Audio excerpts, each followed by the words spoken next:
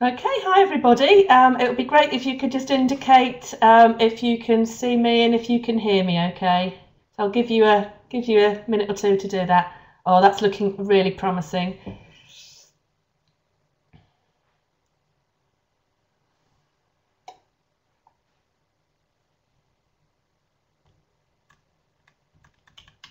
How are the sound levels? Is it loud enough for you?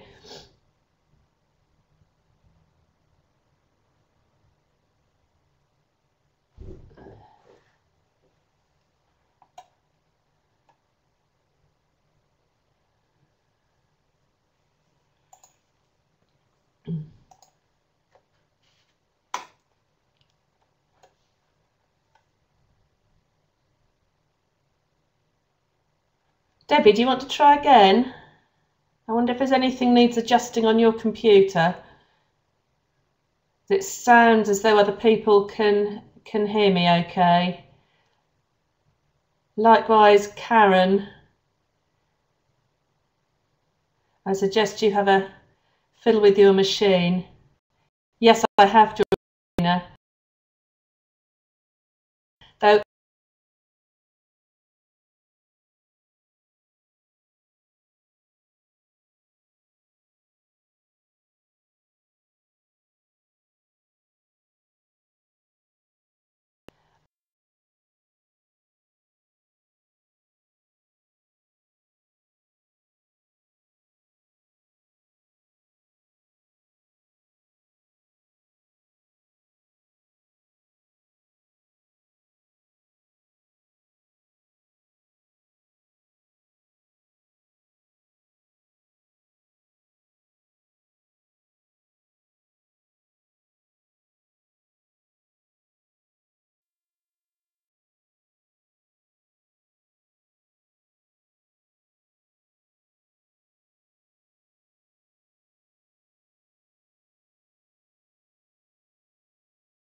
books.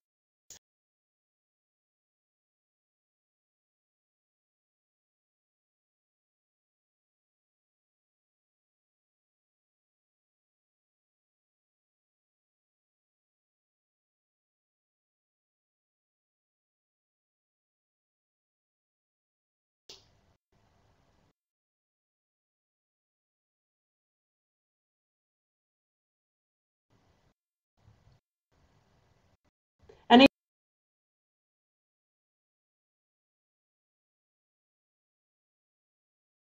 luck, people who couldn't hear?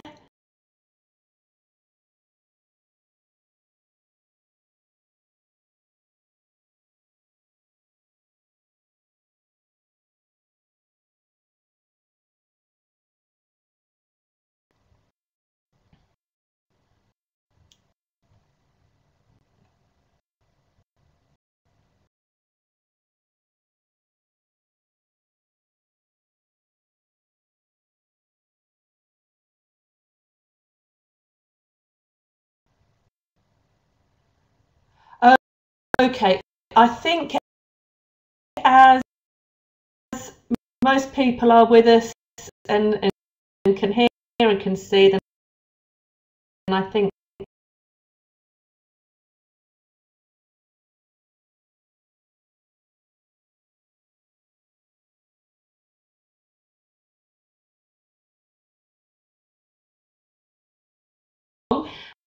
I hope you find this evening's session a good time for us to run one of these, and I hope you find it useful.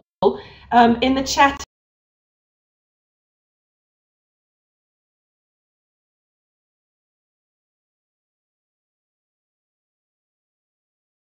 and others of you are interested in, or it might be something you're sort of thrown in at the deep end with a little bit. So I hope that hopefully there'll be some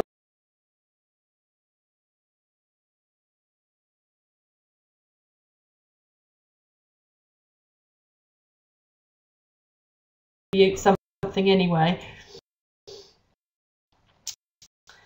Okay, as ever, we'll start with some learning outcomes, of course.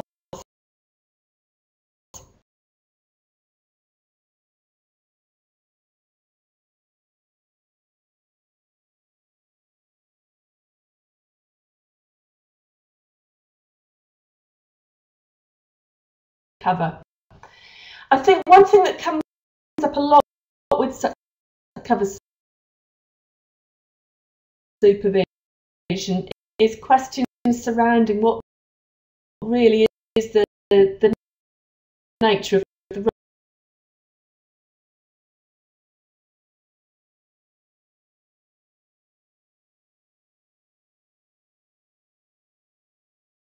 that of a TA and how it might differ from that of an HLTA. So we'll try and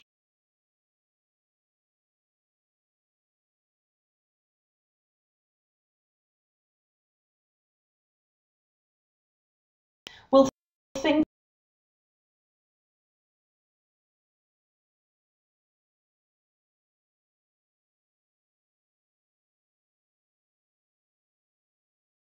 what the factors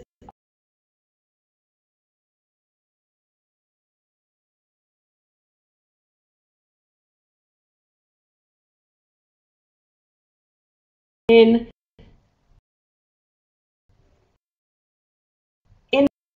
the role itself, what skills you might need to have, what knowledge you might need to have, and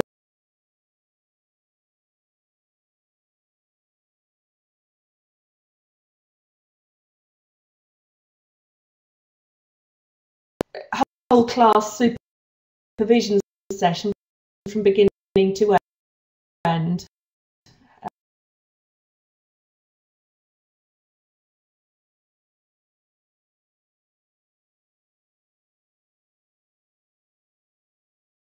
Things you might need to consider for each stage of it.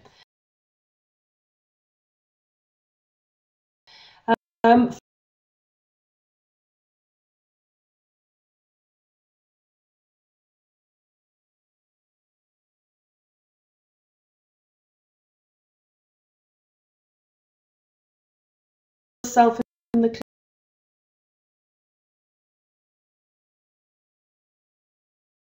classroom, because after all that's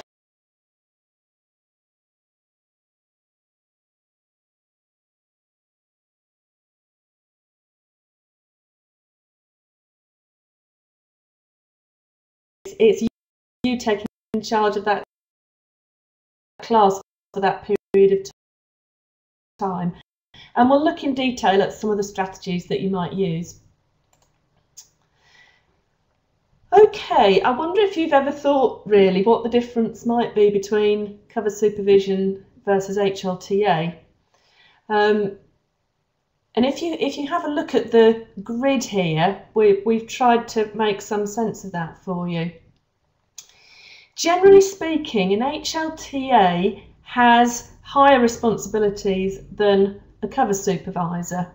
Although this is a slightly backwards way of going about it, you'll see at the bottom here, at the bottom of cover supervisor, we're generally thinking along the lines of level 3 responsibilities. HLTA has responsibilities beyond that, and I know always a difficult area, but the pay should reflect this. I've just noticed a question which is a really important one. Thank you, Jodie, and Alex has answered it for us. Yeah, I was going to say to you, don't feel you have to make hundreds and hundreds of notes. This is available at the end as a PDF, so you can have the whole lot to take away with you at the end on our very last slide. So do take notes if you want to, but you don't have to. Yeah, so cover supervisor.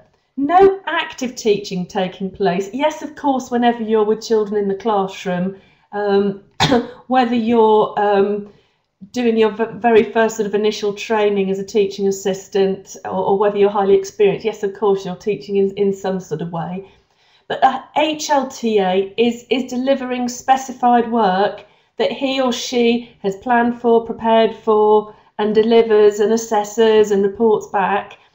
As cover supervisor, the idea, at least, is that it's pre-prepared work. somebody has put that plan there together for you. That somebody is likely, of course, to be the teacher. And the idea is that you're covering for short-term absence. So the teacher would be originally timetabled to teach that class, and you're providing cover just in that slot, and then it's teacher again afterwards. Whereas for an HLTA, it's he or she's timetabled in. So it could be cover for PPA. I noticed somebody asked a question about that, sorry, which I didn't answer in the chat.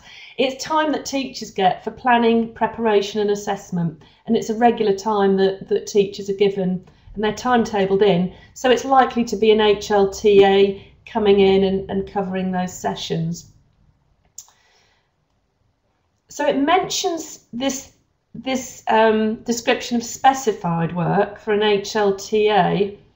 Now, I don't expect you to take in all the detail of this, but specified work, HLTA, again, you can see from the slide here, is the planning, the preparation, the assessment, the reporting. It's working really closely with teachers in order to do that. If I just take you back a stage again, that's HLTA, it's not you as cover supervisor. So there's quite a distinction there. And you might find it useful just to come back to those slides, and you might find those useful to discuss in school, because I know anecdotally it doesn't always sit into those categories, and you'll all be able to tell me of situations in schools where it doesn't quite work like that. Okay, let's think of the general requirements then for cover supervision. So this is suggesting as a minimum.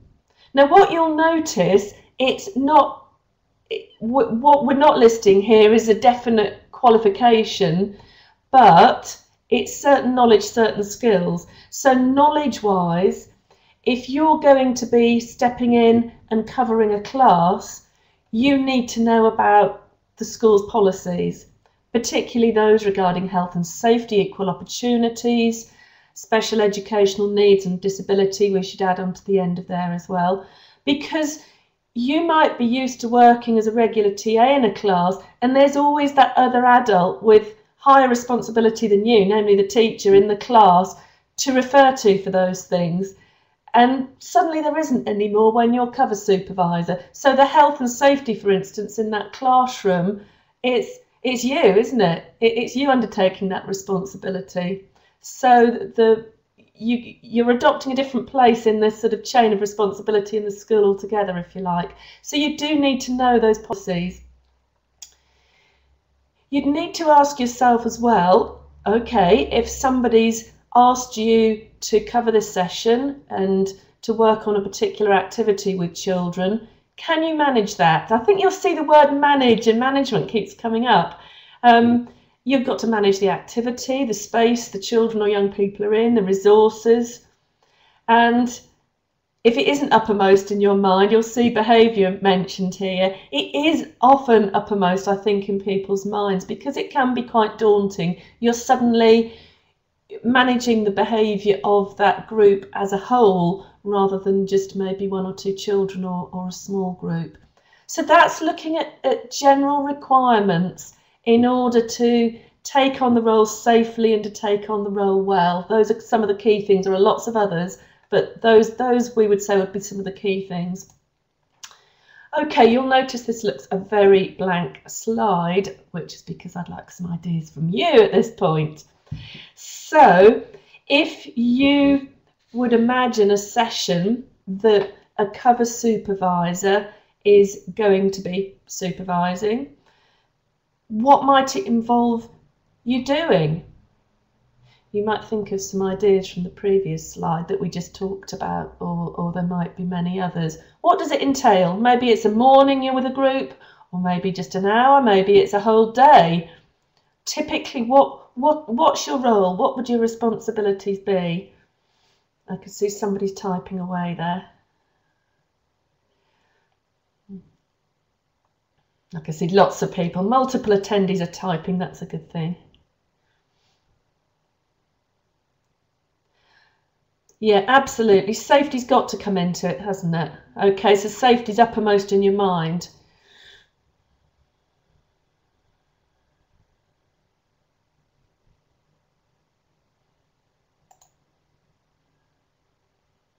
Yeah, so safety of everybody, behaviours cropped up. So it's the knowledge of individual needs, whether it's special educational needs children in your group, but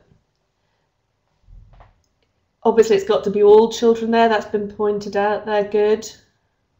Yeah, I like that. A relationship with students from the word go. Names. Oh, I like that one, Christy. Carry on class as normal, adapting to needs. Yeah, I really like that. If you can make a smooth transition from what usually happens to what happens when it's effectively your watch, then you're likely to be doing it really well.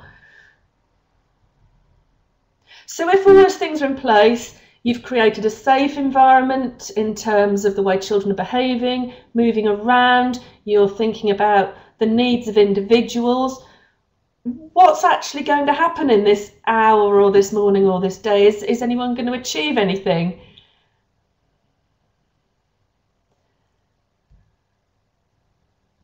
I can see behaviour coming up, looming large still.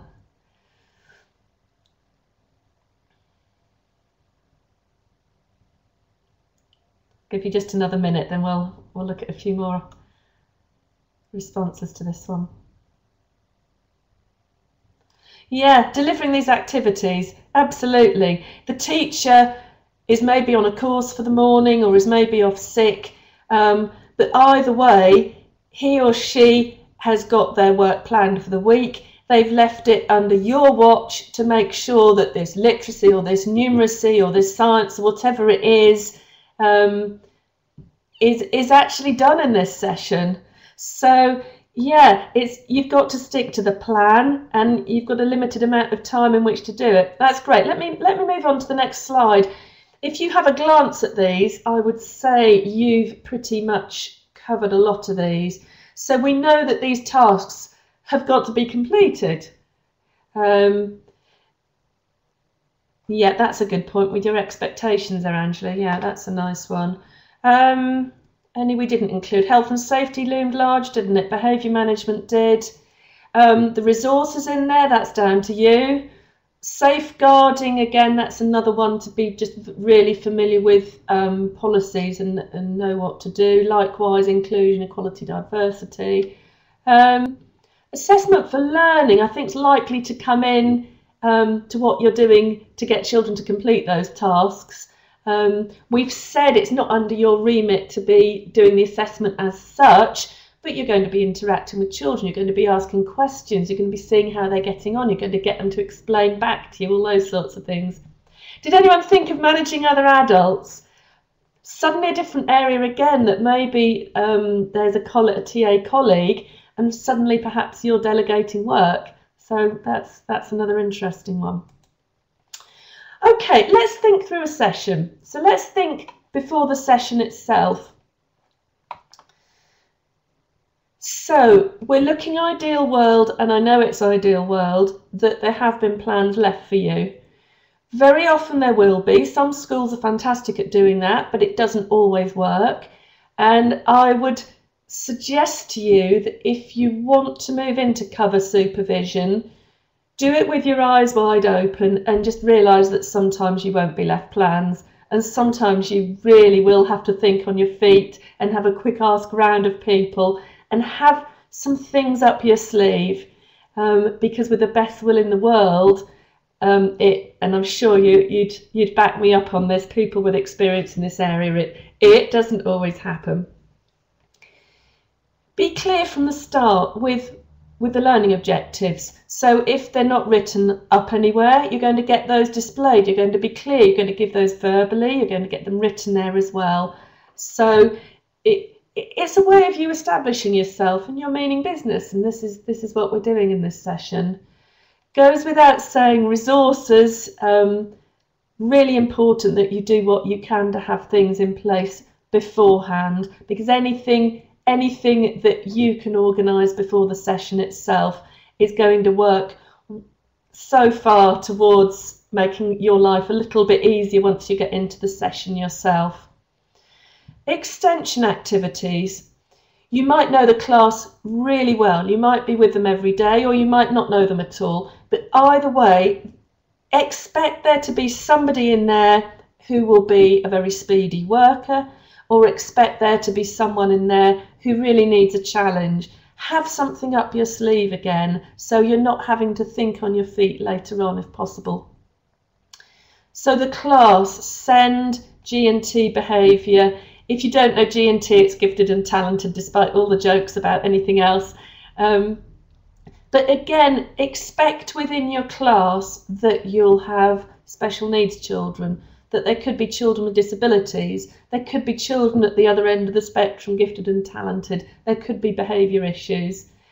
Just expect that and run with it and adapt what you're doing accordingly. Sometimes you can tailor it exactly to those children if you know them well, but you might not be able to. We've talked about the policies, but you must know how to implement them. What about if the fire alarm were raised? Now, you would know to get those children out. Would you know what to do if, let's say, you'd asked a couple of children to go down to the library for something 5 minutes before, quite reasonably, but they haven't come back yet? So it's just knowing those policies, knowing the procedures, because you may not have another adult there to ask that sort of question to at the time. And it could be a real emergency. You do need to know what to do. We mentioned these other adults. Most adults will be on your side. You may experience a scenario where that isn't the case, but I would say that's fairly unusual from anecdotal evidence. Brief them beforehand if you can. Ask them if they know the class better than you. Ask relevant questions. If you know the class well and you know there's somebody that adult could sit next to and support, well, direct them towards that person before you've even started. And that comes under, I suppose, the category of foreseeable problems. It's preempting things.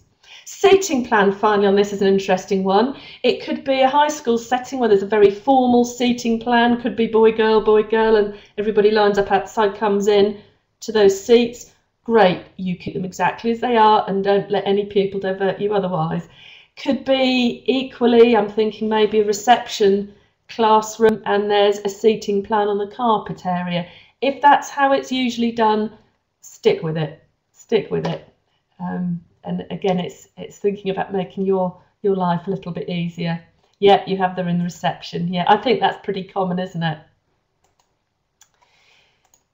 This might not be. This might not be. I've come across these sorts of forms, I would say, more in high school settings where there is definite paperwork, and if it's known that teacher X is going to be out on a course that morning, that it's written down in black and white what the session will be, and the cover supervisor takes over that piece of paper and that's what they do.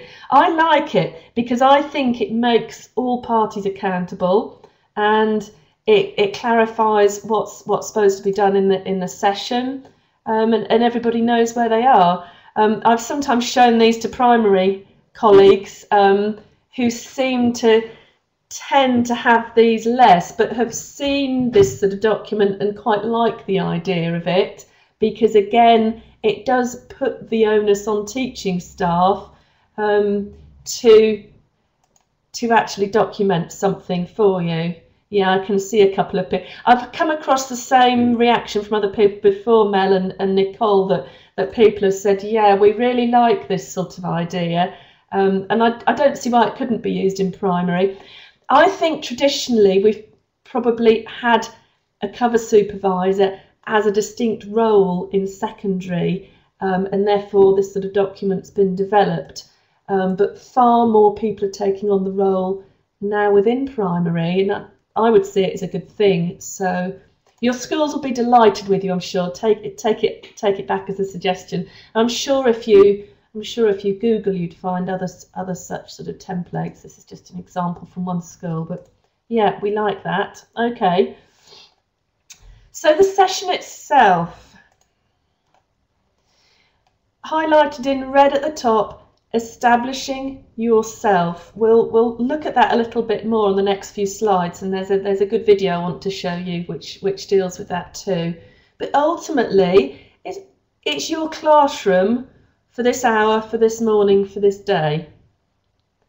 And yeah, it isn't usually, but for this time it is. And go in with that frame of mind. This is your patch, this is your territory for this block of time. Okay, and other things will kind of stem from that, such as the behaviour management. You're setting the tone here. You're making suggestions to children, to pupils. You're maybe issuing rewards. You're using positive language. You're the role model there. You're taking the lead, in other words. And your lead, though, comes from the behaviour policy still of the school. It's back to being familiar with that again. If there's a set of procedures with a part of that, you need to know them. You need to apply them yourself. It's really important that you're sort of singing from the same hymn sheet as colleagues, really. Again, then back to the task itself. We've talked about the learning objectives. We've got these tasks to be completed, whatever they might be. It might be you're covering a Year 10 maths lesson with a top set. It might be you're working in a Year 1 class and it's really active, hands-on, lots of moving around with lots of resources out, or could be anything in between. But somewhere on that planning, you've been asked to supervise these children or young people doing these tasks. Any problems are going to be, again, for you to preempt, to deal with. It's back to you setting the tone. It's back to you making decisions. We'll later in the session have a little section thinking about what problems might crop up and how we'll deal with them. So I'll skim it over a little bit for now, if that's okay. Assessment for learning, again, we mentioned it earlier. Lots of questioning, lots of interactions with children, making sure that people are understanding the task and can do what you've asked of them. And that links to questioning. It links also to motivating pupils, supporting them to stay on task. You might realise that there are groups of children not understanding, and you've got to step out maybe of your TA role where you might go to individuals and stop the group, stop everybody, and have a chat to the whole group about something that people are unclear of, or stop the whole group and tell them how well they're doing. Look what so-and-so's done over here. Oh, I'm really pleased with this group this morning. They've worked fantastically so far. Right, everybody, you've got 5 more minutes now. See if you can get as far as this. So you'll be bringing in all those sorts of strategies. We mentioned extension activities already, didn't we? And supporting learners to complete the work set. Again, it could be supporting as a whole group and supporting individuals. You've got to start making judgments as to how you split your time between individuals and the whole. And that will take maybe some learning if you're not used to it. What do you think the last one might be? Encouraging learners to take responsibility for their learning? What sort of thing might you be doing there, do you think?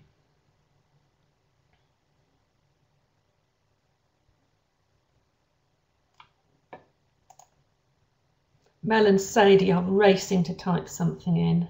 Who's going to pick the other one to the post?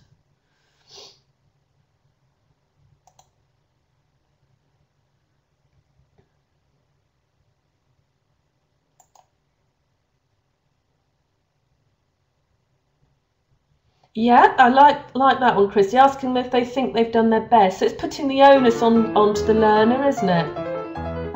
Yeah, checking they understand expectations, have everything they need to complete. I like that one too, Mel. It's encouraging independence, and that's really true of any age, isn't it? That you've been clear with your expectations, you've been clear with your explanation, you've checked that everyone's understood that. Well, the onus is on them to get on with it, isn't it? Basically, whichever age group you might be with, I think that's true.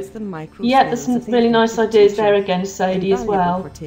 Yeah, to use relevant resources. Yeah, work with a partner, peer help. Yeah, absolutely. You don't want to encourage a steady stream of children moving around to you and asking. Classroom, and quite often if you're doing supply or cover or you're going into another person's lesson as a favour to them, that will be the case. So if you're going in to cover a tutor group or to cover a class, if it's a room like this which is too hot or too light, doesn't matter what it is, you change the territory. So we would open the door with confidence, walk in, say good morning, bags on the floor, please everyone. Do you mind just opening that window for me a little bit? What's your name? Paige. Can you just turn one of those lights off, please? It's too light in here and we're saving electricity. And then pens down. Can you just do that? Pens down, and let's have your attention this way. Human beings have perfected the art of listening whilst holding pens. But what good teachers do is they have little symbols, and all that is symbolising is now, this is my territory, I'm in command. You watch the best people doing assemblies, for example, they will not be standing right far back. They will make sure they're here where they engage, and in my case, I will invade your body space slightly.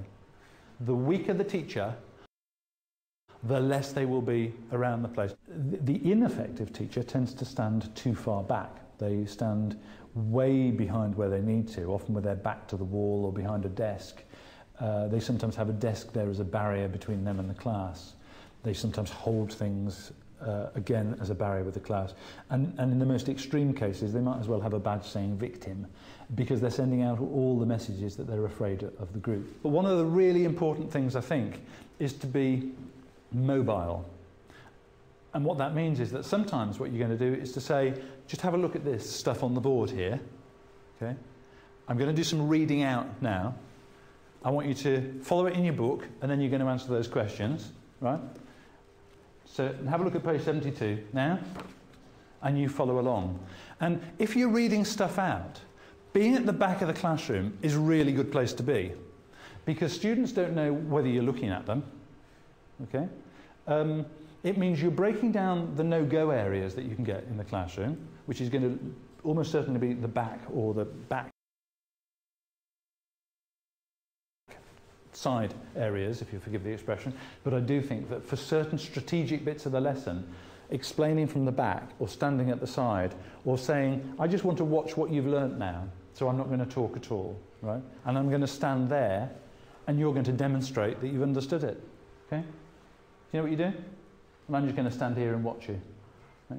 And there is, I don't know what it is with me, there's a kind of menace, isn't there, about the way I teach, I think, in some ways. But it does keep people on the toes, because you never quite know where he's going to be next. Getting a class quiet is something that people worry about, and in my experience, they are too quick to give up on it. One of the problems is, if you just set them a group task, or they're in there talking and so on, how do you get their attention? Because there's nothing more humiliating than hearing teachers kind of shouting, be quiet, stop talking, and kind of degrading themselves in the process. Some kind of clue, which is both visual but also aural, I think is the way in which you get their attention. But it needs to be followed by a determination that you will not start until they are absolutely quiet. For me, I mean, you come up with your own, but what I would probably do with most classes now is say, right, thanks everyone, we'll stop talking now and look this way. Thank you. You're going to be looking this way? Thank you. And you can see, all I'm going to do is I'm going to absolutely stand here until everyone is looking this way and listening. One of the questions we ask people on interview is this one. You're teaching a new Year 10 class. You've started to introduce the lesson and introduce yourself, and a girl at the back of the room has started to tap her pen on the radiator. What do you do? And it's a good question, and I was asked it when I was interviewed for my first NQT job. And what we see from people is that they sometimes allow things to escalate really quickly. And what they do is they start saying, put your pen down now, and they get a conflict, which gets them really quickly into calling senior management to come and get a kid out of their lesson because they tapped a pen on a radiator. So what we'd say is have a really clear, staggered set of ways you respond to things. And it might be that if a student is tapping the pen on the radiator, you simply stop and you use silence. At what point does a student make a decision about whether a teacher is any good or not? Body language, I think, would be a key one for a bad teacher. I mean, if you walk into a classroom with somebody you've never had before and they're sat at their desk, hunched over their computer, typing away, that just immediately gives the impression that they're detached from you as a class. Non-verbal signs are going to be really important in teaching, and sometimes you will want to kind of up the ante a little bit with those. I would probably use pointing gestures from time to time, but I would certainly be using the hands in a way which I'm hoping gives the emphasis to what I'm saying. And notice the other thing which I'll do, and I'd recommend it to all teachers, is you use your hands to make yourself bigger. It gives you authority, so that it's a bit messianic, isn't it? But nevertheless, I would definitely, when I'm talking, be doing gestures like that, so that we're identifying that I'm now kind of in charge. I would want to make sure I am making eye contact across the range of the group, because there will be students on the periphery who are sitting on the periphery for a reason, and it's to avoid the eye contact with the teacher. And therefore, although it can be fairly robotic, and I'm told in my style it's fairly robotic, I will simply make sure I am looking right the way round and constantly doing it. The more you go and watch teachers at work, whether they're good or they're not so good, what you'll notice is that what it comes down to is not their subject knowledge, it's where they stand, how they make eye contact, how they use their voice, how they praise, how they switch on lights, how they open windows, and all of that kind of stuff. Ladies and gentlemen, they are our micro skills. Thank you.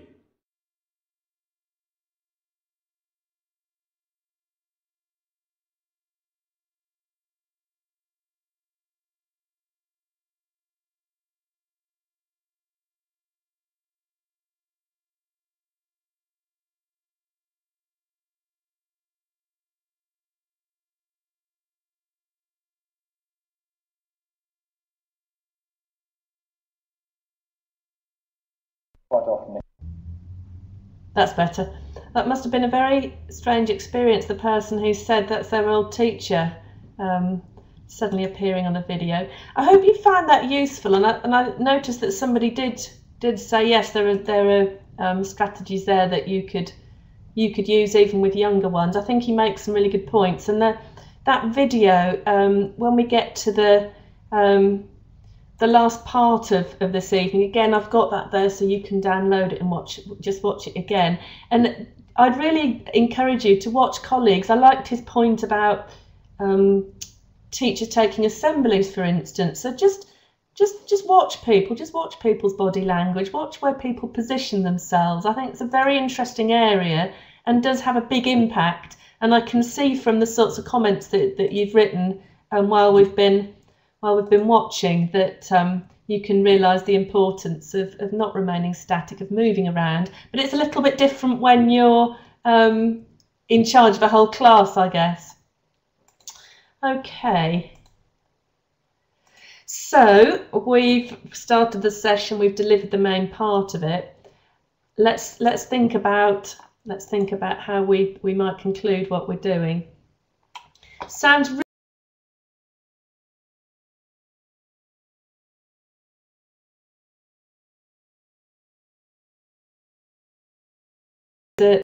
as a trainee teacher, worrying desperately about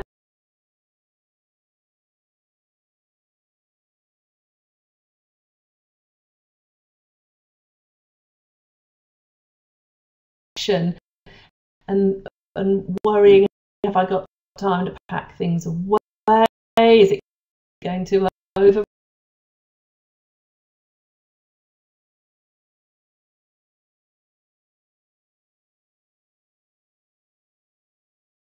Get things packed away, and for the children to do that, the idea of your timed warning there, Jodie,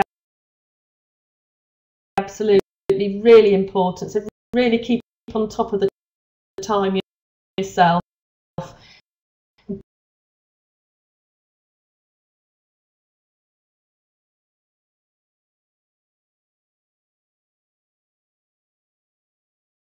Clear about what your expectations are, because you do not want to be left with half an hour's clearing up after the session because you've not got this class of children to do it.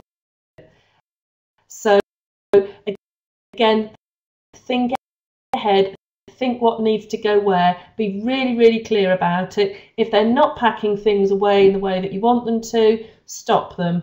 tidy up song sounds fantastic if age appropriate. Again, really work on your timings. If children need to be going to assembly next, if they've got playtime next, if it's the end of the day, you really must finish on time. And if it's a high school setting and pupils are moving from class to class, a timetable to do so, it's all the more important. Homework or follow-on instructions. Again, you'll be referring to your planning. Again, if there's homework referred to there, it's within your remit. You need to make sure that it's been explained properly, because the teacher will be expecting that. And then their planning for their next lesson might well depend on what you've asked this group of children to do today. If you want them to finish something, that's fine. You could do that if that's the usual sort of procedure in your setting. Make sure you've told the teacher that that's what you've asked, so it can be followed through. It might be though something just as simple as maybe you've been looking at basic shapes, triangles and squares, and naming those. And it might be at the end of the session you have a chat with the class. Right, well, you're going to have your dinner now. I wonder who can spot any squares on the way to the hall. I wonder if anyone can see any three-sided shapes as lunchtime. Or I wonder when you go home tonight how many squares you can find in your house. So in a very informal way, you could keep the thinking, keep the learning going on, even if there isn't a homework task actually as such. But do make sure you've set it if you've been asked to. I suppose all this is part of an appropriate ending of the session. Think how you are going to conclude it. Are you going to have some kind of plenary? Are you going to ask children questions about what they've been doing? Are you going to see examples of what's been produced in the time? Are you going to end with just a different activity altogether for the last few minutes maybe? Your assessment for learning can come in again at this point. I'll show you on the next few slides a few ideas for that. And then finally, again, just think ahead how you safely are going to get 20, 30 pupils from the classroom that you have them in to wherever they need to go next. And they may well not initially wish to leave the room in the way that you want them to. So it's back to establishing yourself, it's thinking ahead, it's thinking what instructions you're going to give them, it's being somewhere where pupils can see you, and just being really, really clear about what your expectations are. Some good ideas being shared here still in this chat. Well done. You might want to have a few minutes at the end just to have a read through some of these. I know it's hard to read that and read this and listen at the same time. This is a nice one for assessment for learning. So the idea is that you get children to send you a text message or a pretend text message on a little paper cutout phone, and they're texting you to maybe say what they liked about the session, what they've learned from it, how they've moved on in the session, or maybe they're texting you to ask a question. Might be one that would be appropriate with some age groups more than others, but it could be the sort of thing you could keep up your sleeve. If you have a few minutes, you could build it into what you're doing. It's worth just having maybe a toolkit with some of these things in it that are going to be age appropriate for the classes that you work with. 9-year-olds, yeah, I can picture that, Soda, yeah. Yeah, and I agree, Jodie. So yeah, we'll think in a minute again about feedback for the teacher, because that's important too.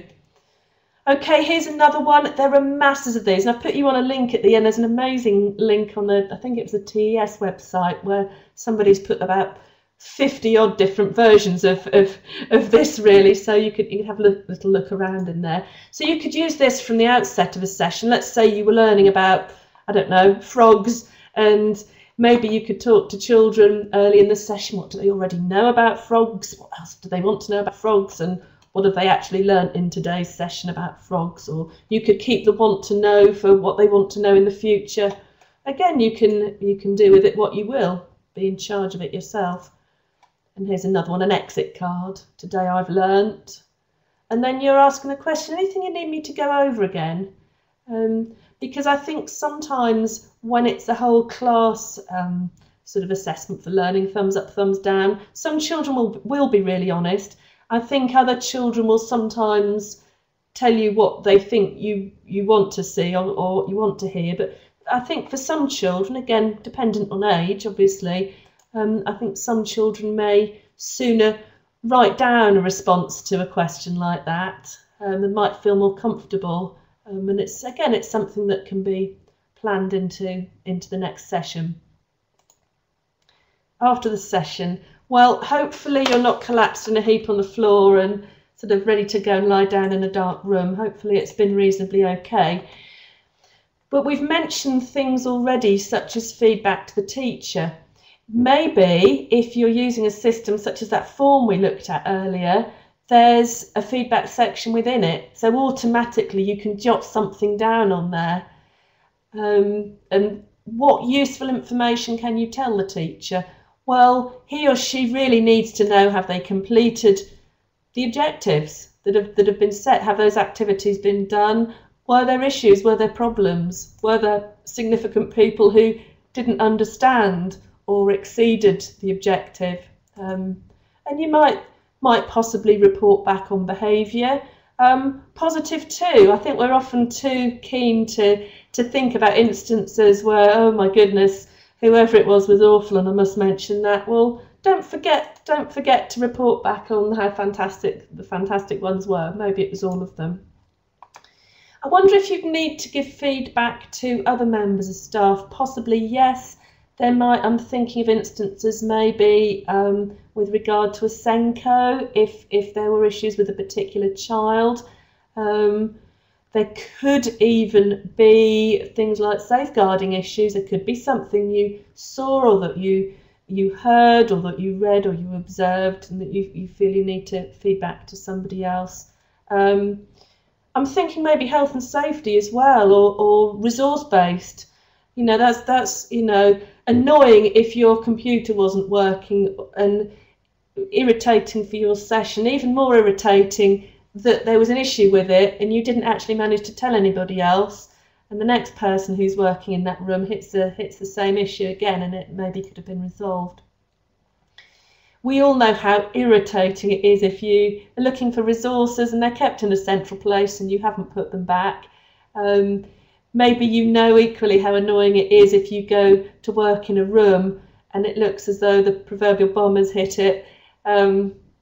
So it's just common courtesy, really, isn't it, to put resources back and make sure that the room is fit for the next lesson. So whoever's in there, if you needed to move furniture, well, just take those few minutes and pop it back. Get children to help you build it in before this point, if you're able to. Yeah, that's a good idea with the post-it notes for feedback, because sometimes there just isn't time otherwise, which is a real issue. So it's maybe just giving feedback on the very most important pressing things, and post-it notes are brilliant for that, aren't they? The completed work, if there was something that had to be completed, really keep on top of that as well. Again, there's nothing more irritating for the teacher than coming back. Some children seem to put things in trays and there's a random pile of bits over here and a random pile of bits over here and nobody quite knows. Have a system. If it's the same system as the teacher, well, that's fantastic. If it's a little bit different, doesn't matter, but have a system and stick with it. Okay, we sort of in passing thought about potential problems. Let's spend 5 minutes thinking about them a little bit more. And I want to leave this very much open to you. So you've got several categories here. So we'll respond to one another's suggestions of problems, and thinking about how we could plan for or deal with these. I think there are some you can plan for, there are some realistically you can't, and it does go with the territory of the role of having to deal with things that will crop up. Okay, so the ICT failure. Yep, that's one that I have to say, delivering a workshop like this has slightly occurred to me, but I'll touch wood on my desk that the broadband seems to be behaving itself really, really nicely, although I live absolutely in the middle of nowhere, which is where I'm working from tonight. So what about if you have ICT failure in a classroom? Is it about just having a backup plan realistically? And I'd almost in the class almost expect your computer not to be working, and generally you'll be pleasantly surprised, but to just have something that could be completed on paper or in another way if it isn't going to work. A few suggestions for the children themselves. So it could be we've got highly disruptive children, and it could be that we've got little support for those children, and it could be again, it could be that we've got children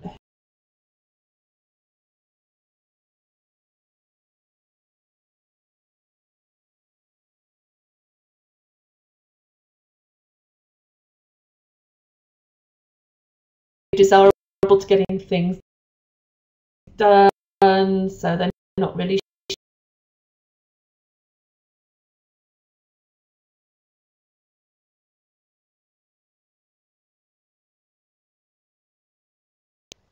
okay, we've got a whole list of resources of problems.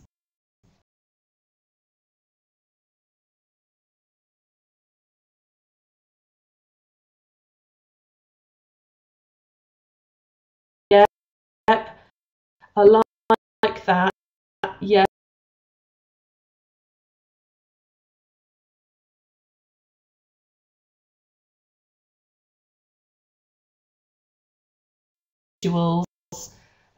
It's making that decision all the time, isn't it?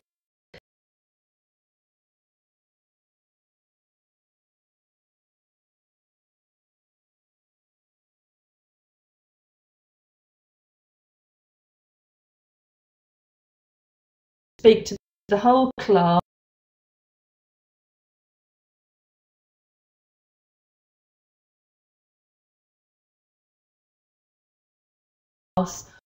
or is it going to be disrupting the learning of the whole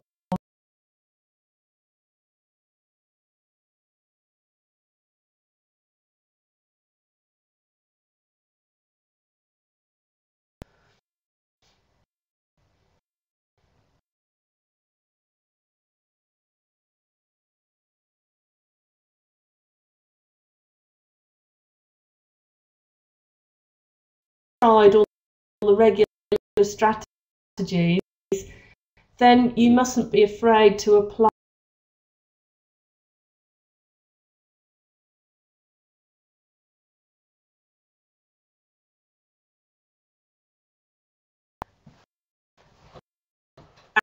as per the procedures in your school.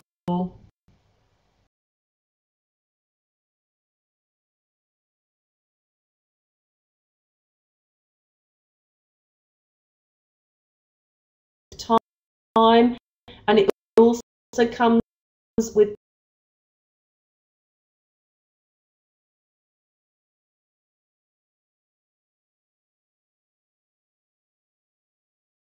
much about acting. If we think of the slide with the funny little chap in the middle that we liked earlier on, it's going in with that mindset. You might find that changes how you react to some children and how some may react to you.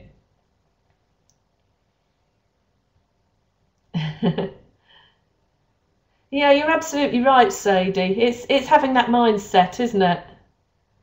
It's for definite having that mindset. Groups of children constantly talking, not working. Needing to move them.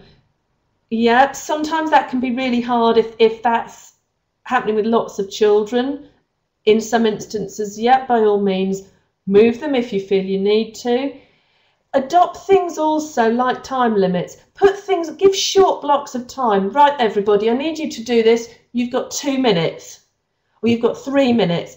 When the hand of the clock is at this point, that's when I need this done. And be really consistent on that. And then that might give less opportunity for that to be happening. So really clear expectations, clear time limits, making sure everybody's understanding what they have got to do. Some classrooms as well, you could do this, have different sort of settings for what noise levels are expected. I've been in a classroom where they've had a little sort of dial and it turns this way. We don't need to hear anybody at all. Whisper if you have to. This one might be quiet inside voices. This I can't think of the categories, but you could give those categories, and again, just be very firm with it. I agree, Angela, that there will be cases where you might need to remove the child if necessary, and ultimately, if it is a health and safety question, I think of instances where I've had to do this before with a particular child that could be quite violent, that we've taken other children out. You don't do it unless you have to. And it's quite the common sort of procedure. But it's having the confidence, knowing that procedure, and knowing that you're allowed to do that if you have to, and it's making that sensible judgment that if you did have to do that. Gaynor, I take your point. The environment, that's a good one as well. It's just adjusting your environment. Actually has a huge impact, doesn't it? If it's too hot, too cold, and sounds obvious as well. Are pupils hydrated enough? Are you aware of what policies there are as regards them being allowed to go and have a drink and what have you? Again, be in charge of it, because you don't ever want to get into a kind of battleground of children pushing the boundaries and wanting to disappear off and get drinks at slightly inopportune moments, and they know they're kind of pushing it. So keep a lid on it, but at the same time you want them to sort of be comfortable.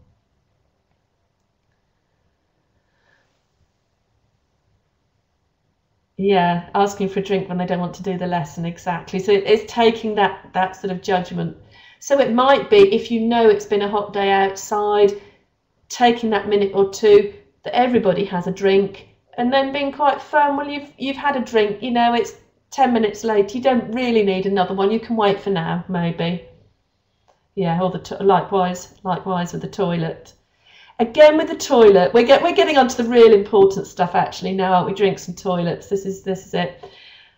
Again, know what the procedures are for letting children out to the toilet. It can be really, really different between different schools, and even between classes in the same school. So check as best you can, and again, just be firm with you. Be fair, but be a little bit firm about it at the same time, and sort of know where the boundaries are. I'm just going back, Gaynor, to a point you made a little bit earlier. High school children are sent out to be reprimanded,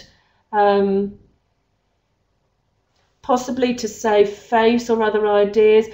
One reason might be if you need to speak to somebody, it could be a pupil whose behaviour is to gain attention from other people in the class, and by speaking to them within the classroom, it's exaggerating that, and it's maybe playing into their hands by just removing that child to a slightly different area. It just keeps it as a slightly more private conversation. We're still on toilets, I can see on the chat, but actually it's a very real part of your management, because if you are cover supervising, you are managing this whole session. You're managing other adults, you're managing children, you're managing their activities within the room, you're managing their access to other places. And I think some of it is knowing the child, isn't it? Yeah, some of it's knowing the child.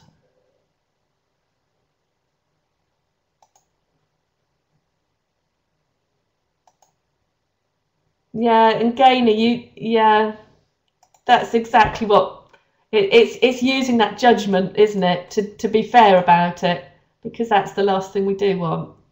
Yeah.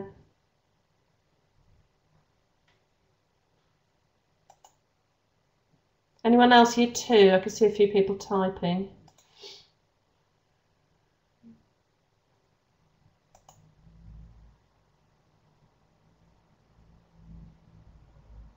That's a very, very good point about getting pupils to move around as well. And you're going to have an impact on the learning, you're going to have an impact on your behaviour just by building that in. And even if the teacher didn't build it into the plan, you can, as long as you're delivering what you've been asked to, there isn't any reason at all why you can't adapt that plan as appropriate to those children, as appropriate to them on that day.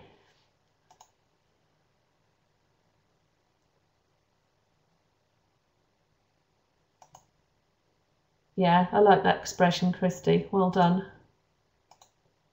Right, I want to keep to timings of this evening, so I'm just going to move on to the next slide there.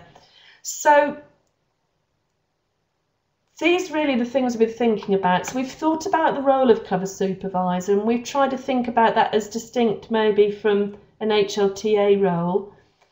We've thought about what's involved if you're supervising whole class. We've tried to think it through from before the session, during it, establishing yourself. We've used words such as territory in there.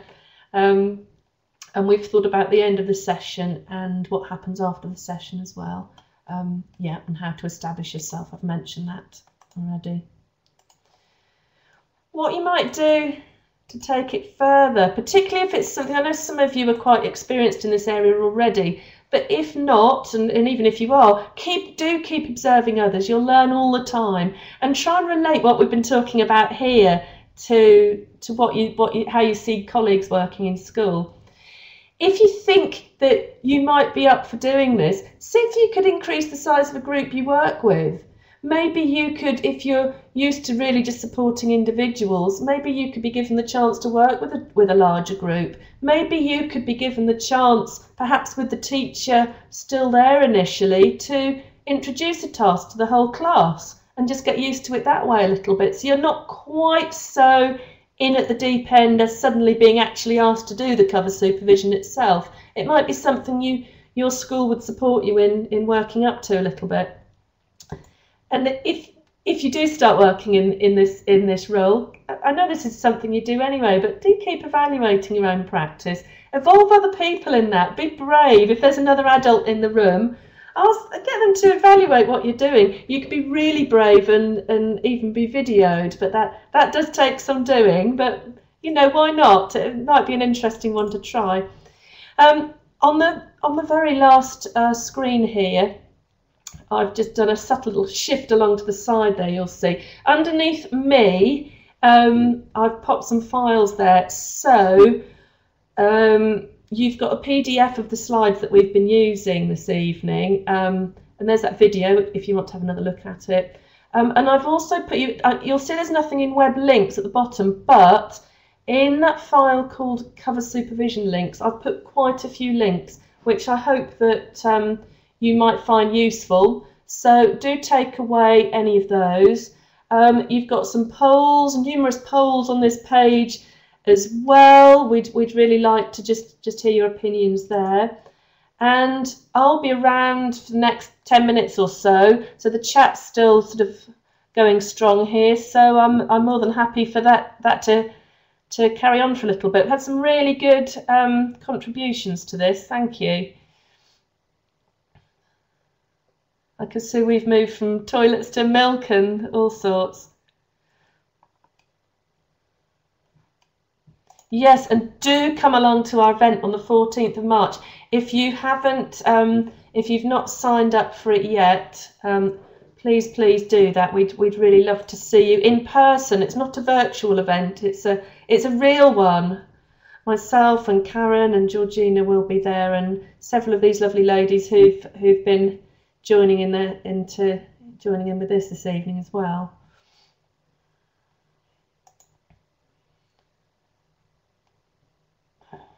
Good.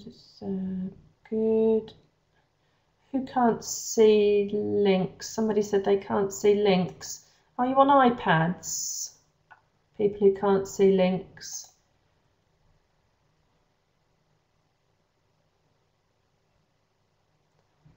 Tablets, okay.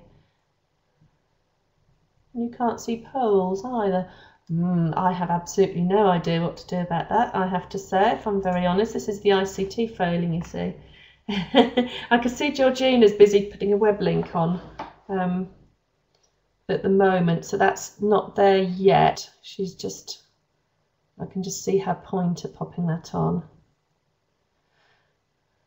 Thanks, Debbie. I'm glad you found it useful. Thanks for your time this evening. Has this generally been a good time to have an evening session? Is it a reasonable time for people? Yeah, good. If by any chance you're on a tablet or for whatever reason you can't get to these links, I don't think we can maybe do anything about the polls, but we can by all means just email you the files if you want to drop us an email.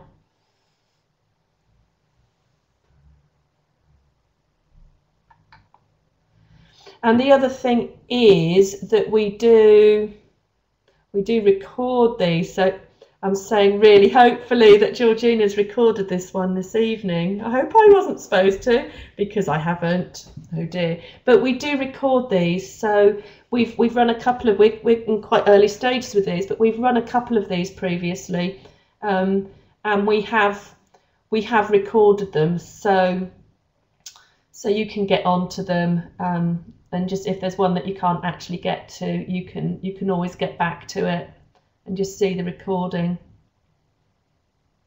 Oh great, the polls are open, fantastic.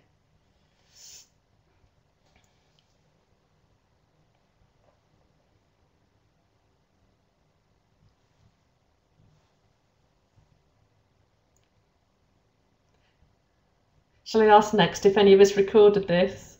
Eek.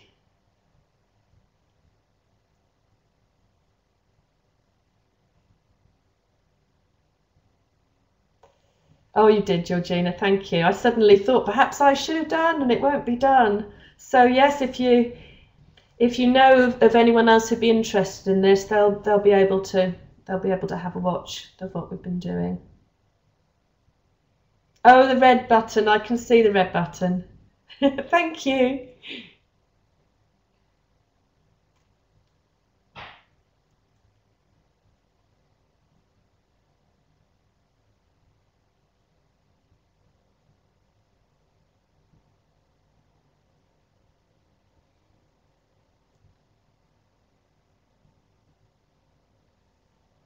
Jodie, when you say, is there a link you can give to your assessor, do you mean, oh, okay. I think Georgina's just put some instructions on.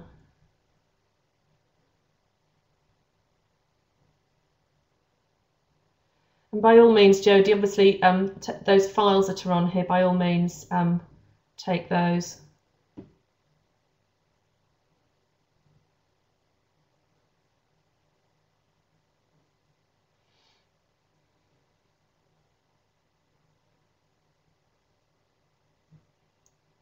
You'll see a little bit higher up the chat actually that Alex has put on the Facebook link for Professional Association of Support Staff in Education.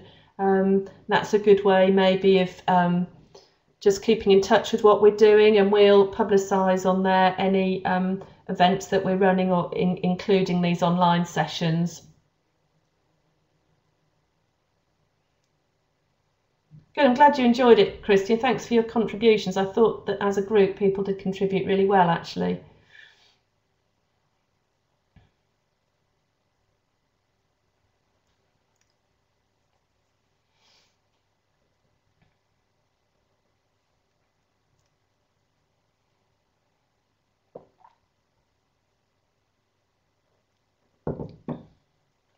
Your very last chance to vote, folks.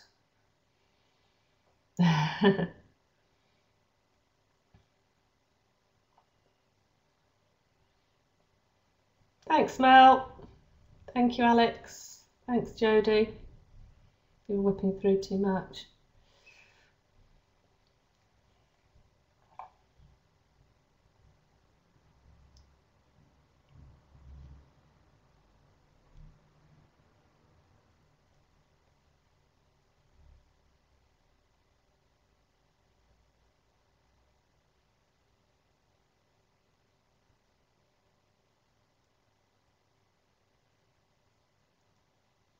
I'll let Georgina answer the question about the loans.